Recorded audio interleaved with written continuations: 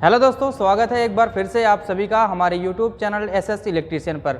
आज की वीडियो में हम एक टेबल पर डबल डोर फ्रिज के सभी कंपोनेंटों को रख लिए हैं और इसकी वायरिंग कंप्लीट करके बताएंगे। तो यहाँ पर देखिए सबसे पहले सभी कंपोनेंटों के नाम को बता देते हैं। यहाँ पर देखिए एक मेन लीड है जिससे हम इसकी वायरिंग को पूरा कंप्लीट लाइन देंगे, और यहाँ पर है थर्मोस्टेट जैसा कि आप देख सकते हैं, और एक यहाँ पर है डोर स्विच, यहाँ पर है बल्ब, और यहाँ पर है एक बायोमेटालिक थर्मोस्टेट, इसके साथ साथ थर्मल फ्यूज भी है। यहाँ पर आप देख सकते हैं एक डिफ्रास्ट हीटर है ग्लास टाइप, और ये एवापोरेटर फैन है। यहाँ पर देखिए एक हमारा टाइमर है जो LG का टाइमर है, यहाँ पर आप देख सकते हैं, और एक हमारा कंप्रेसर है। इस कंप्रेसर में OLP और रिले लगा हुआ है। तो इतने सारे कंपोनेंट हमारे डबल डोर रेफ्रिजरेटर में होते हैं। तो चलिए हम वायरिंग को स्टार्ट कर लेते हैं। वायरिंग किस प्रकार से शुरू करना है, सबसे पहले हम न्यूट्रल की वायरिंग करेंगे जाएगा। जैसे हमारा एक कंप्रेसर हो गया, कंप्रेसर में न्यूट्रल फेज दिया जाएगा तभी ये चलेगा। डिफ्रास्ट टाइमर है, इसके अंदर एक मोटर होता है, इस मोटर को भी चलने के लिए न्यूट्रल और फेज की आवश्यकता पड़ेगी। यहाँ पर एक जो हमारा एवापोरेटर फैन है, इस एवापोरेटर फैन में भी न्यूट्रल फेज दिया जाएगा तभी ये चलेगा। यहाँ पर एक बल्ब है, बल्ब में भी न्यूट्रल फेज देना पड़ेगा तभी हमारा बल्ब कार्य करेगा। तो इतने सारे कंपोनेंट हमारे इस डबल डोर फ्रिज में है जिसको न्यूट्रल फेज दोनों की आवश्यकता पड़ती है। तो चलिए हम न्यूट्रल की सप्लाई को शुरू करते हैं। यहाँ पर देखिए मेन लीड का ये जो ब्लैक वाला वायर है, इसको हम मान लेते हैं कि यही न्यूट्रल का वायर है। तो चलिए न्यूट्रल की वायर की सप्लाई को शुरू करते हैं। सबसे पहले आपको कहाँ कहाँ पे देना होगा, सभी उपकरणों के एक एक पॉइंट पे न्यूट्रल की सप्लाई देना होगा। तो चलिए सबसे पहले हम बल्ब में न्यूट्रल की सप्लाई दे लेते हैं। तो यहाँ से देखिए एक हम वायर ले लेंगे और वायर के थ्रू बल्ब में पहले न्यूट्रल की सप्लाई दे देंगे। तो यहाँ से देखिए एक वायर को यहाँ पे कनेक्ट करते हैं, और कनेक्ट करने के बाद हम बल्ब को सप्लाई दे देते हैं। तो यहाँ पर देखिए बल्ब को हमने सप्लाई दे दिया, न्यूट्रल का वायर बल्ब में कनेक्ट हो गया। अब न्यूट्रल की सप्लाई दे देने के बाद बल्ब को और भी कंपोनेंटों को सप्लाई देना है। तो देखिए और कंपोनेंटों में हमारा एक बचता है कंप्रेसर, और कंप्रेसर के बाद एक हमारा एवापोरेटर फैन है। तो एवापोरेटर फैन में भी हम यहीं से सप्लाई न्यूट्रल की दे देंगे। तो एक वायर हम और ले लेते हैं और न्यूट्रल की सप्लाई को यहीं से दे देते हैं। तो चलिए यहाँ से इसको कनेक्ट करके न्यूट्रल की सप्लाई एवापोरेटर फैन में भी दे देते हैं। तो यहाँ से देखिए एवापोरेटर फैन में 2 वायर हैं, इसके एक वायर में न्यूट्रल का कनेक्शन कर देना है। अब न्यूट्रल की सप्लाई इस कंप्रेसर को भी दे देना है। तो हम रिले या OLP कहीं पे भी न्यूट्रल की सप्लाई दे सकते हैं। तो चलिए एक वायर हम यहाँ से कनेक्ट करके रिले या OLP कहीं पर भी दे देंगे। ये वाला वायर चला जाएगा, रिले या OLP किसी भी एक पॉइंट पर दे देते हैं। तो चलिए यहाँ पे एक वायर लगा लेते हैं ताकि थिम्बल लगाने में आसानी हो।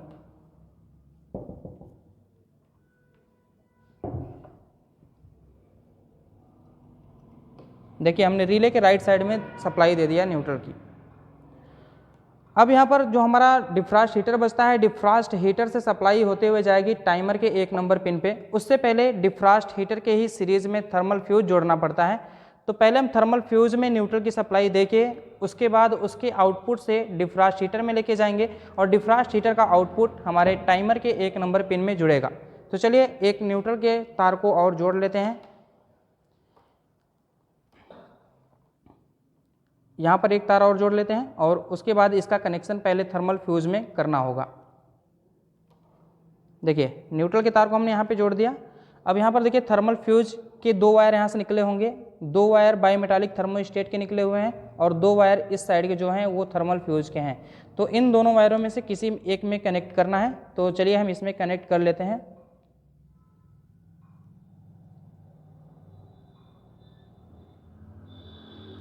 अब इस थर्मल फ्यूज का अगला वाला वायर जुड़ेगा हमारे डिफ्रास्ट हीटर के एक पॉइंट में। तो डिफ्रास्ट हीटर के एक पॉइंट में हम इसको जोड़ लेते हैं।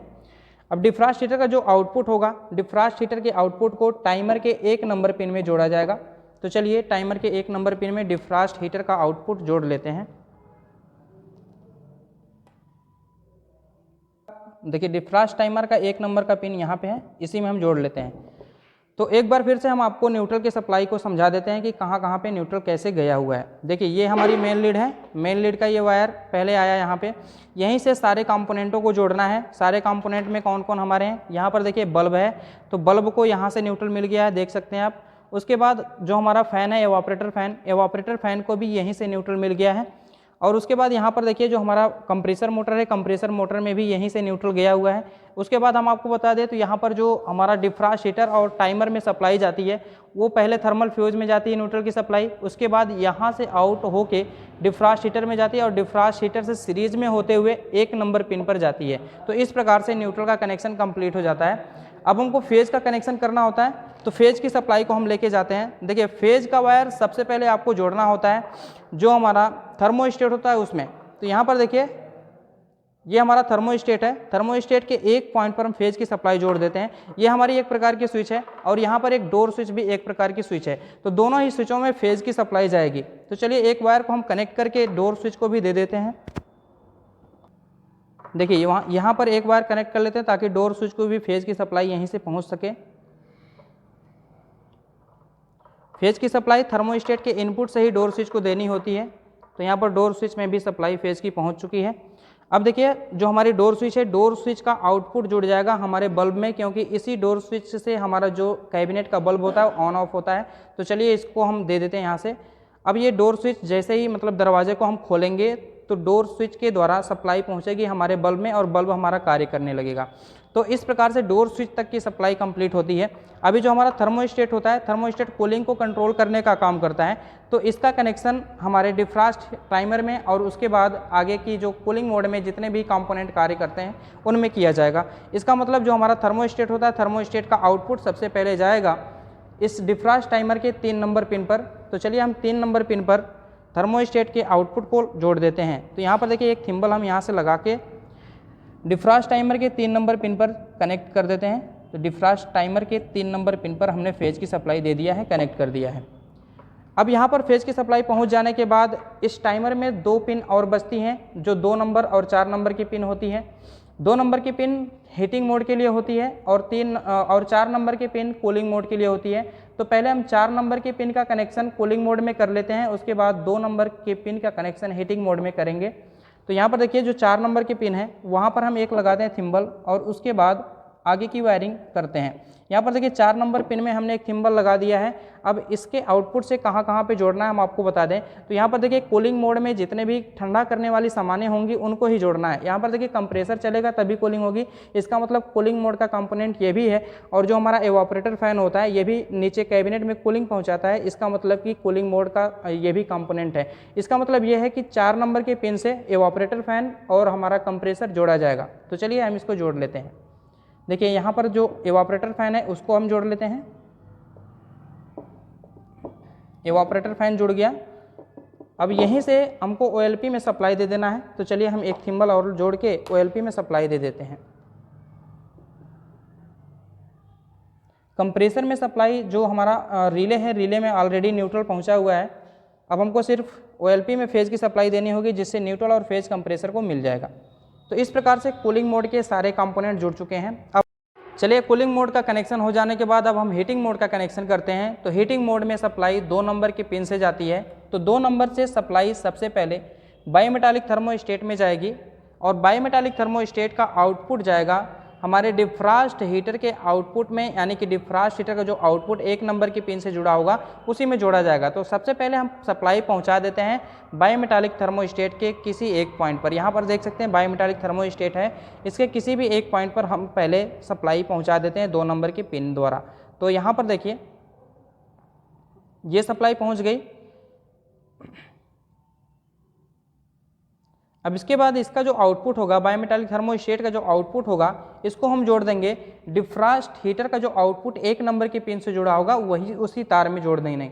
तो चलिए हम एक तार और ले लेते हैं और उसको कनेक्ट कर देते हैं।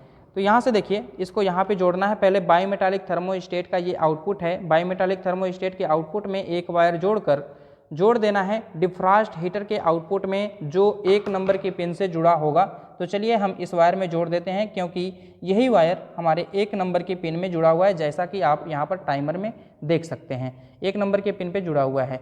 तो इस प्रकार से कनेक्शन हमारा कंप्लीट हो जाता है। फेज़ का कनेक्शन हम एक बार और आपको समझा दें। तो यहाँ पर देखिए जो हमारी मेन लीड है, मेन लीड से सबसे पहले कनेक्शन आया है थर्मोस्टेट में। थर्मोस्टेट स्विच से ही इनपुट से ही कनेक्शन गया है हमारे डोर स्विच में और डोर स्विच का आउटपुट जुड़ गया है बल्ब को। बल्ब को न्यूट्रल ऑलरेडी पहुंचा हुआ है, तो यहाँ पर देखिए ये जो हमारा बल्ब तक का कनेक्शन है ये कंप्लीट हो जाता है। उसके बाद थर्मोस्टेट का आउटपुट जाता है हमारे टाइमर के 3 नंबर पिन पर। जैसा कि आप देख सकते हैं 3 नंबर पिन पर हमारा कनेक्शन आ चुका है। 3 नंबर पिन पर जब फेज की सप्लाई पहुंच जाती है उसके बाद हमको कूलिंग मोड का कनेक्शन करना होता है।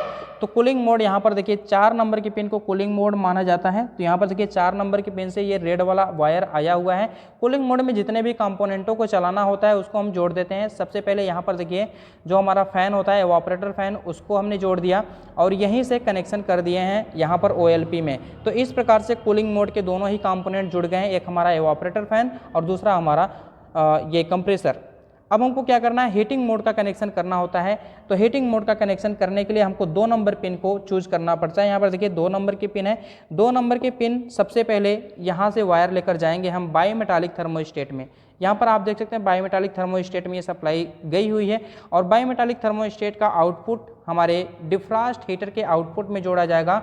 डिफ्रॉस्ट हीटर का आउटपुट का मतलब ये है कि डिफ्रॉस्ट हीटर का जो पिन 1 नंबर की पिन से जुड़ा होगा उसी वायर में ये वाला वायर जोड़ा जाएगा। तो इस प्रकार से कनेक्शन कंप्लीट हो जाता है। अब हम इसको चलाकर दिखाते हैं, ऑपरेट करके दिखाते हैं कि हमारा सारा सिस्टम वर्क कर रहा है कि नहीं। तो चलिए हम मेन लीड को लगा लेते हैं यहाँ पर पैरेलल सॉकेट में। अब हम इसको ऑन करते हैं। देखिए यहाँ पर दोनों ही कंपोनेंट हमारे चल रहे हैं। पहले हम डोर स्विच को आपको समझा दें। देखिए यहाँ पर पहले हम डोर स्विच को आपको समझा दें। तो दरवाज़ा अभी खुला हुआ है तो ये बल्ब जल रहा है। जब हम दरवाजे को बंद करेंगे तो बल्ब हमारा बुझ जाएगा। तो ये यहाँ तक का सिस्टम आपको समझ में आ गया होगा। इसके बाद हम थर्मोस्टेट की बात कर लें तो थर्मोस्टेट ऑन होने के नाते ये जो हमारा कंप्रेसर है वो भी चल रहा है और जो हमारा एवापोरेटर फ़ैन है वो भी चल रहा है। टाइमर इस टाइम पे कूलिंग मोड में है, इसीलिए कंप्रेसर और एवापोरेटर फ़ैन दोनों वर्क कर रहे हैं। अब हम टाइमर को हीटिंग मोड में लेकर आते हैं और हीटिंग मोड में लाकर देखते हैं कि हमारा फ़ैन और कंप्रेसर बंद होता है कि नहीं और उसके बाद हीटर हमारा ऑन होता है कि नहीं। हालांकि देखिए यहाँ पर जो नॉर्मल कंडीशन है, जो वातावरण है वो वातावरण कम से कम पॉजिटिव टेम्परेचर में होगा, जिसकी वजह से बाईमेटालिक थर्मोस्टेट तो ऑन नहीं होगा। लेकिन हम इस बाईमेटालिक थर्मोस्टेट को शॉर्ट करके देखेंगे हीटर हमारा ऑन हो रहा है कि नहीं हो रहा है। हम आपको बता दें तो बाईमेटालिक थर्मोस्टेट -5 डिग्री सेंटीग्रेड पर ऑन होता है और +5 डिग्री सेंटीग्रेड पर ऑफ हो जाता है। तो फिलहाल में यहाँ पर वातावरण का टेम्परेचर +5 डिग्री सेंटीग्रेड से अधिक ही होगा। इस वजह से हमको हीटिंग मोड में लाने के बाद हीटर चालू तुरंत नहीं होगा, इसको शॉर्ट करना पड़ेगा। तो चलिए हम यहाँ पर टाइमर को पहले हीटिंग मोड में लेकर आते हैं। टाइमर को हीटिंग मोड में लेकर आने के लिए सबसे पहले यहाँ पर सेलेक्टर जो दिया है, इस सेलेक्टर के द्वारा इसको राइट साइड में घुमाते हैं। राइट साइड में घुमाते घुमाते जब ये खट की आवाज़ तेज़ी से करेगा तो समझिए ये हीटिंग मोड में पहुँच चुका है। तो चलिए यहाँ पर इसको घुमाते हैं, हीटिंग मोड में इसको लाते हैं। हीटिंग मोड लाने के बाद हम क्या करेंगे, जो बाईमेटालिक थर्मोस्टेट है उसके दोनों तारों को आपस में शॉर्ट कर देंगे। देखिए यहाँ पर हीटिंग मोड में लाते ही हमारा कंप्रेसर भी बंद हो गया और हमारा ये एवापोरेटर फ़ैन भी बंद हो गया। अब ये हमारा सिस्टम हीटिंग मोड में चला गया है। हीटिंग मोड में जाने के बाद अगर ये बाईमेटालिक थर्मोस्टेट हमारा ठंडा होता, कूल होता, -5 डिग्री तक टेम्परेचर इसका होता, उस कंडीशन में ये सप्लाई हीटर को पहुँचाता। लेकिन अभी यहाँ पर तापक्रम जो है नॉर्मल है, तो उसको सप्लाई पहुँचाने के लिए हमको इन दोनों वायरों को आपस में शॉर्ट करना होगा। तो एक वायर हम ले लेते हैं और इन दोनों वायरों को शॉर्ट करते हैं, जिससे हमारा हीटर ऑन हो जाना चाहिए। तो चलिए हम इन दोनों वायरों को शॉर्ट करते हैं। बाईमेटालिक थर्मोस्टेट के वायरों को शॉर्ट करना है। देखिए यहाँ पर बाईमेटालिक थर्मोस्टेट का वायर हमने शॉर्ट कर दिया और शॉर्ट करने के बाद हम हीटर को चेक करते रहते हैं हीटर हमारा हीट हो रहा है कि नहीं। तो हीटर हमारा बेहतर तरीके से हीट हो रहा है। हालांकि हम अनुभव के द्वारा ही बता रहे हैं आपको, यहाँ पर दिखा तो नहीं सकते हीटर हीट हो रहा है कि नहीं, लेकिन यहाँ पर अनुभव के द्वारा बताएं तो यहाँ पर हीटर हीट हो रहा है। तो हीटर बहुत ज़्यादा हीट हो गया है, इसको हम हाथ इस तरह से नहीं रख सकते। तो इस प्रकार से ये कनेक्शन हमारा सही है और कनेक्शन कंप्लीट हो गया। तो अगर आपको ये वीडियो पसंद आई तो वीडियो को लाइक जरूर कर दीजिए। चैनल पर नया है तो चैनल को सब्सक्राइब करके बेल आइकन को प्रेस कर दीजिए, ताकि आपको आने वाली सभी इंटरेस्टिंग वीडियो का नोटिफिकेशन मिलता रहे। तो मिलते हैं अगली वीडियो के साथ, तब तक के लिए धन्यवाद। जय हिंद।